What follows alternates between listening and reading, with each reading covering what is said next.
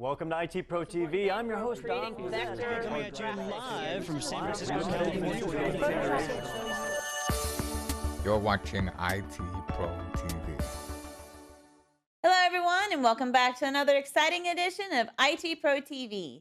I'm your host, Vaughn Smith, and this is the Cisco Cloud Fundamentals series for exam 210451.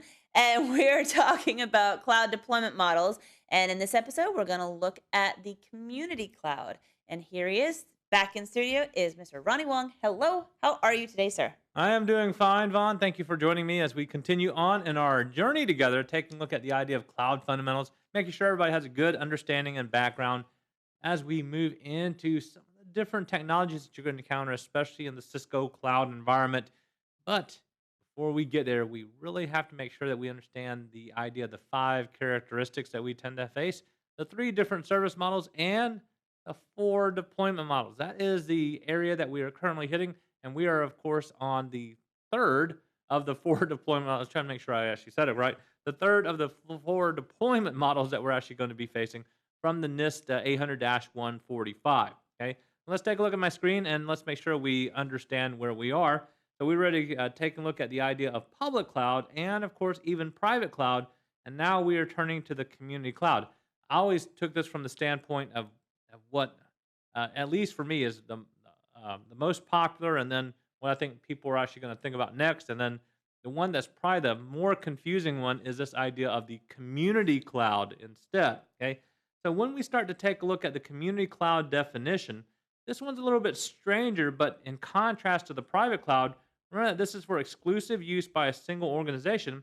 The cloud infrastructure is provisioned for exclusive use, but this time by a specific community of consumers. Okay, now that's a little bit more unusual. So what is a specific community of consumers that have some type of shared concern?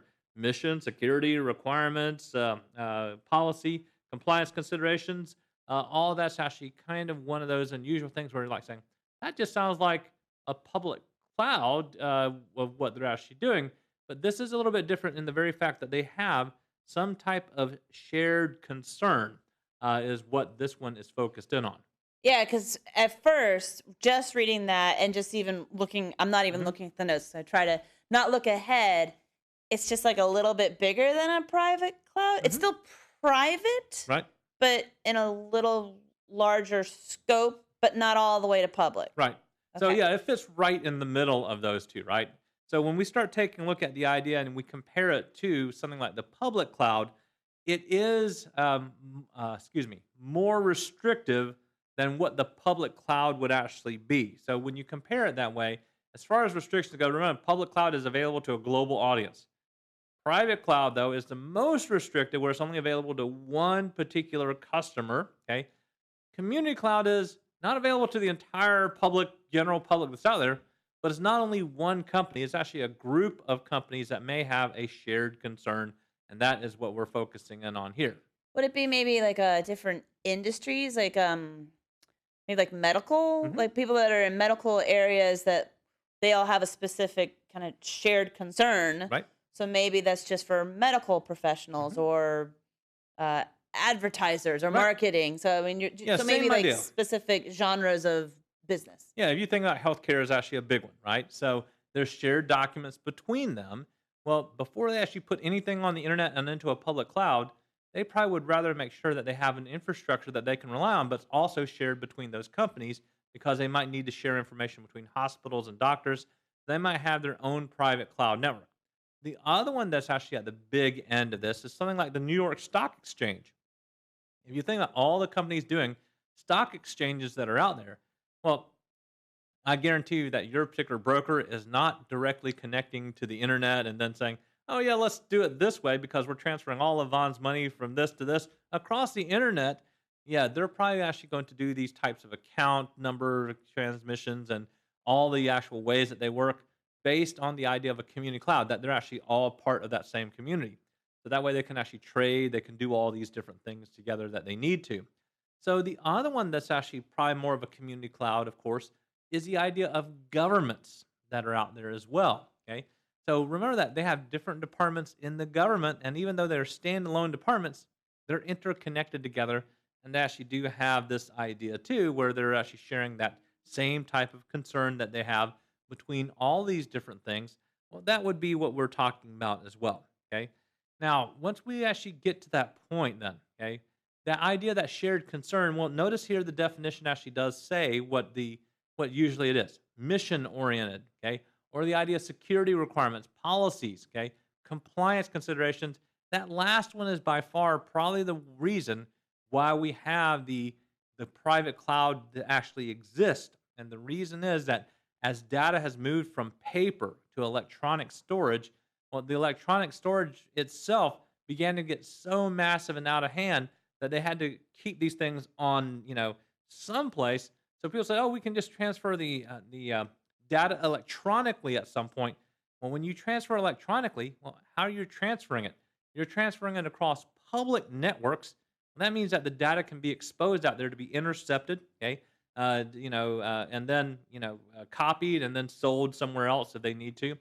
So instead, the idea of the community cloud allows something like this to go on, where the companies that have that shared compliance measure that that they have to follow, they say, "All right, we're going to actually use this," and as long as they actually have good control of that, that's actually the key here. Okay, so not available to the general public, but not exclusive to just one company, but usually an industry like what Vaughn was talking about is where we tend to see something like this as well.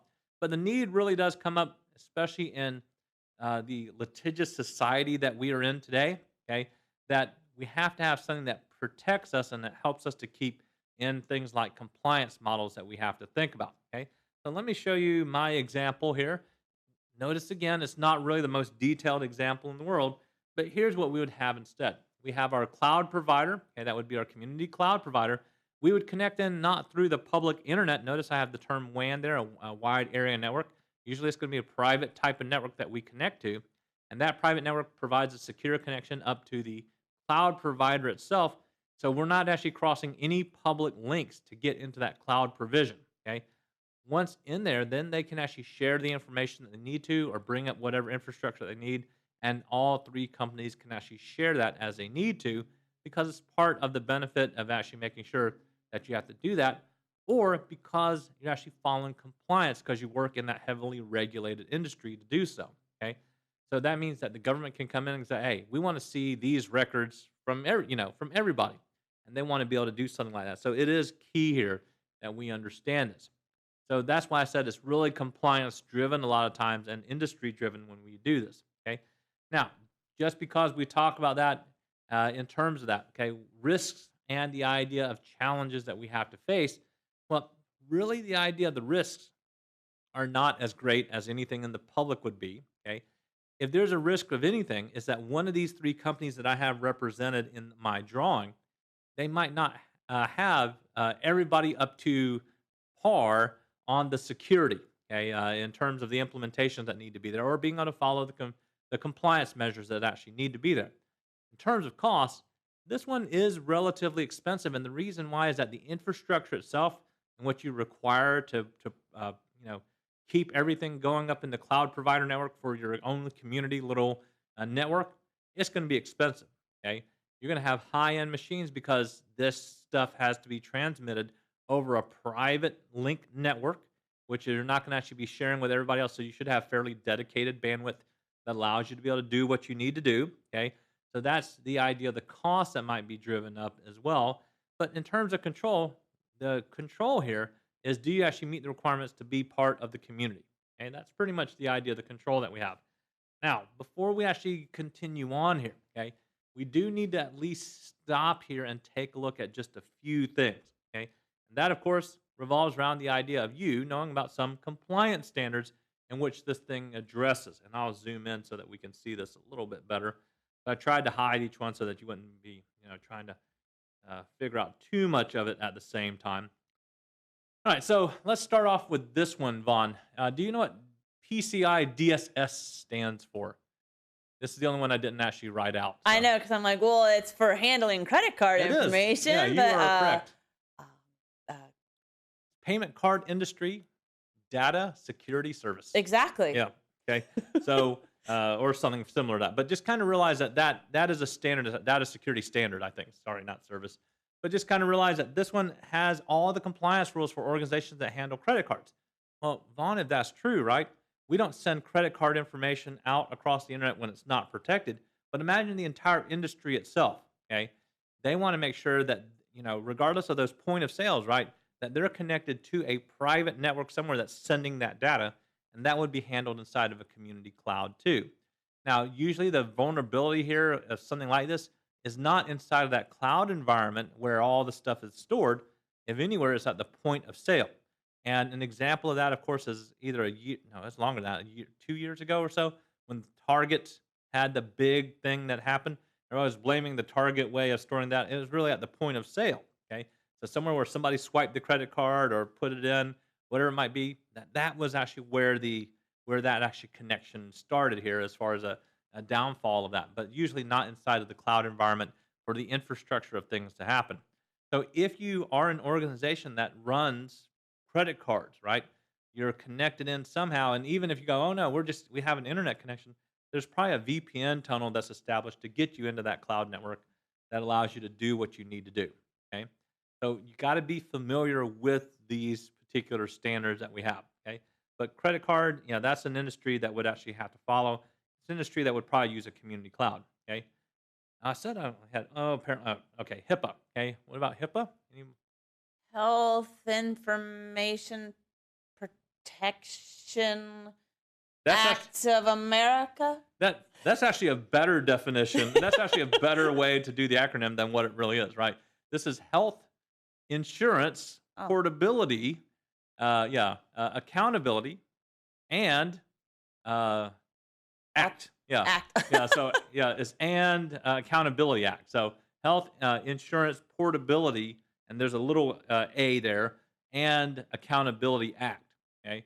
So this one is normally going to be where hospitals and anybody that keeps medical records that they're going to store and transmit electronically, and that is the key here. Okay, if you are transmitting these types of records electronically, there are a few different things that you cannot have together as you transmit them. Okay, so for example, like if you've worked in a hospital, HIPAA standards are very much key. So some of the elements that you can't keep together is PI information. So you shouldn't have a document where it has not only the person's full first name, last name, and date of birth and social security number all in one if you're transmitting electronically. So all that has to be separated out to where you can't identify and string together the idea of first name, last name from a single document doing all that stuff in there. Okay.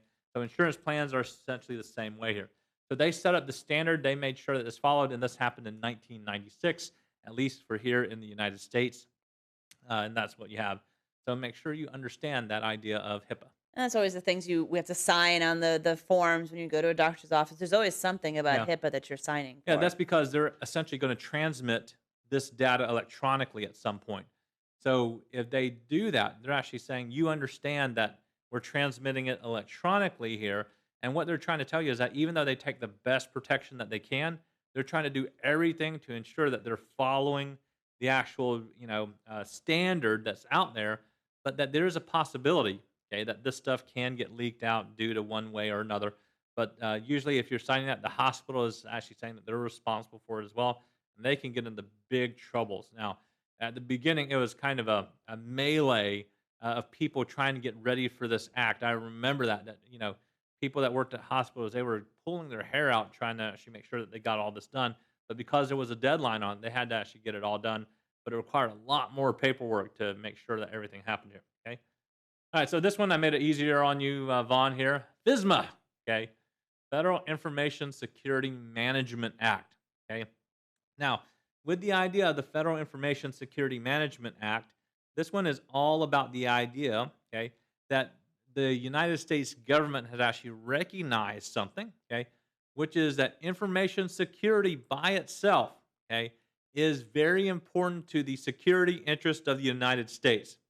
And that means it should be protected information, okay? So, in other words, the information that we actually send out there, okay, that if you don't understand that security information is of an economic and national security interest, then, yeah, you're kind of just thinking that it's not really worth much. But the United States government is saying, no, if this stuff is exposed, they understand, at least for us, right, if our identity gets robbed, that there is a financial stake to it. Okay, that depending on whose identity gets robbed and stolen out there, well, it could also be a national security interest as well. Okay, so just realize that these three are pretty much a big part of some of the standards that we've got to know too. What about Sarbanes-Oxley? You ever heard of Sarbanes-Oxley? No? Actually, no. Yeah. Sarbanes-Oxley is actually part of the two U.S. congressmen. Okay, their last name Sarbanes and then Oxley. These two guys said, "Look, if HIPAA is actually going to fall in place for companies dealing with what they have as a national standard for transmitting the healthcare information that's actually going to be transmitted over the wire, publicly traded companies need to also have an accountability act as well." Okay, so this is actually the standard that holds the actual board of directors from publicly traded companies responsible, okay, for the actual things that are going on here, and then actually spells out the penalties that if they don't follow it to make sure that it happens correctly. This is kind of from like what was the company, the big energy company? It was hmm Enron, Enron, yeah. and there was another one, the pyramid scheme, Ponzi scheme. Oh, they're thing. always, that was just Bernie Madoff. Oh, So, okay, I yeah. couldn't remember, but I mean, Yeah. did this come out of? No, That yeah, this era? was a little bit before that particular point in time, but they started realizing like if we're actually going to do this with healthcare, publicly traded companies were held to a lesser standard to where they didn't have to do much. But now these guys said, look, publicly traded companies, they've got to be responsible for what? For that privately, that private information, that identifiable information that's out there as well. So if they leak it, here's some of the responsibilities. Okay. So there's criminal penalties for violating the actual law that does this.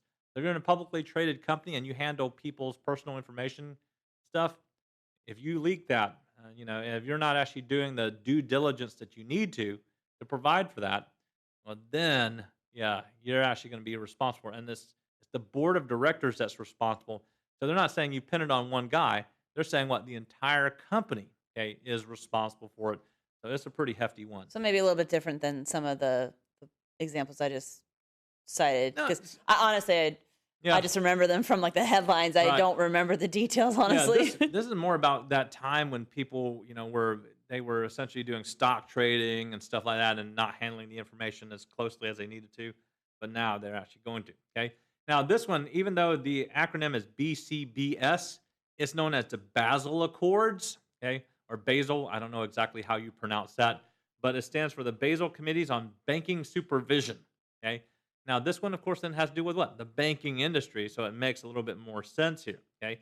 So, of course, that actually means that there's actually banking supervision recommendations or regulations that are handed out, and pretty much all kind of banking companies probably have to follow this as well.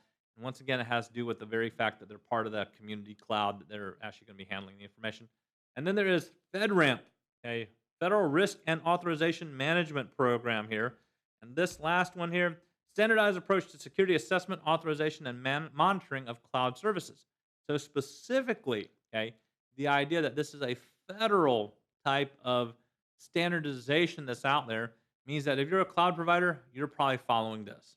Okay, so they don't actually accept the fact that hey, I'm just a cloud provider. I don't have any real infrastructure in your company or not, or in your country or not. They're saying, look, if you're going to work here in the United States, you got to actually make sure that there's a standardized approach that's going to be followed in the way that all this stuff is actually going to be monitored as needed. Okay, so what is the difference here then? Okay, in the public cloud arena, as we start to do it, they do have certain standards, right? Personally identifiable information. They try and keep that the way that they need to. Okay, but even if you go into the private cloud, you're probably a little bit more paranoid about this stuff, so you tend to follow that.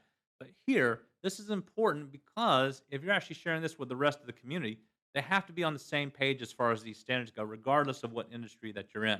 Okay, so this is essentially the guiding documents that allow you to work well within that private community cloud environment that you have to make sure that it actually does what we actually need it to. Okay, now when we start to take a look here as far as some of the risk and challenges as well, okay, besides the one that we just mentioned, okay, the risk here is that somebody says, hey, what I'm going to do is I'm going to actually run this all from my own building. Okay, so they say, hey, look, we're going to provide this access, but it's all run from one place and you didn't do any backups. Okay, of that exactly what happens. So it can be deployed as an actual on-premises private data center if it needs to be. Or you can actually deploy it, once again, inside of that public cloud as a private cloud inside. So both of those have the security risks that we've already talked about in terms of private cloud and in terms of actually being able to work with the idea of that private cloud inside of a public cloud too. We have to worry about all those things, okay? But usually in this particular environment, because the stakes are so high, they're probably better guarded than you think that they are. I'm not going to say that they're 100%, guaranteed, right? If you have the guy that's willing to do like the Mission Impossible movie where you suspend yourself from the ceiling and come down, I don't think anybody's going to stop that guy, okay? But overall, though, okay, these standards are essentially the rules that everybody says that they agree to follow if they're actually going to be part of this particular private cloud, okay?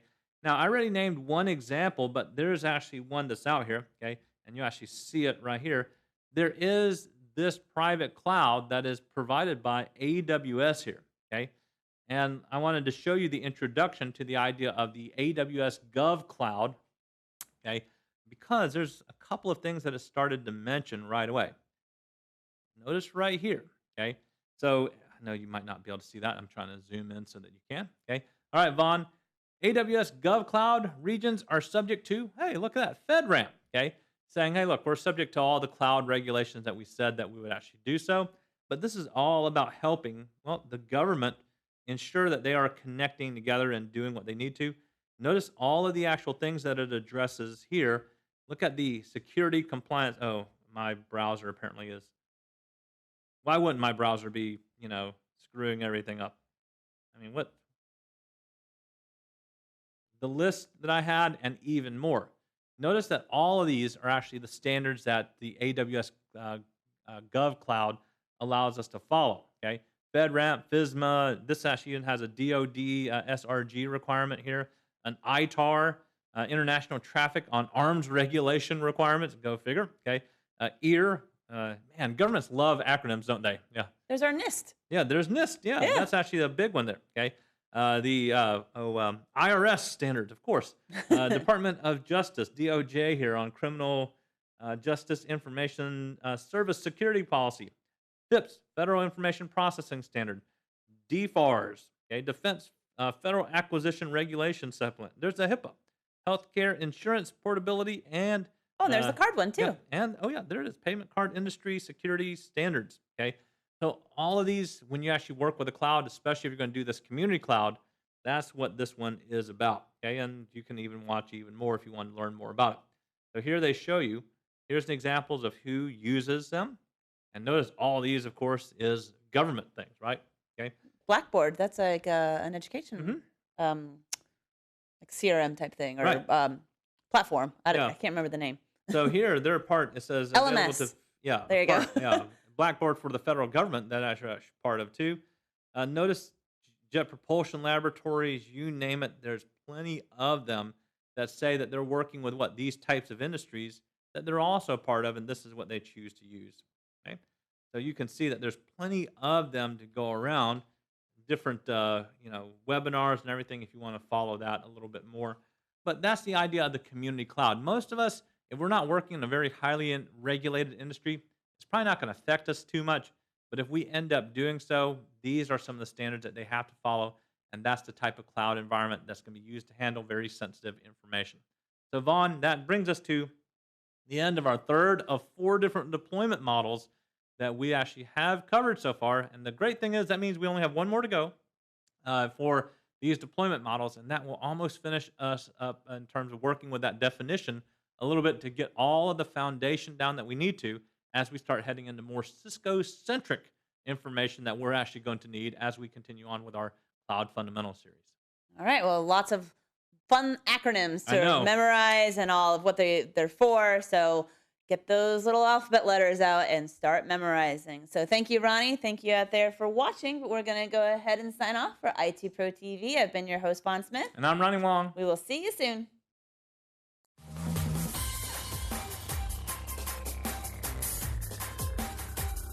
Thank you for watching IT Pro TV.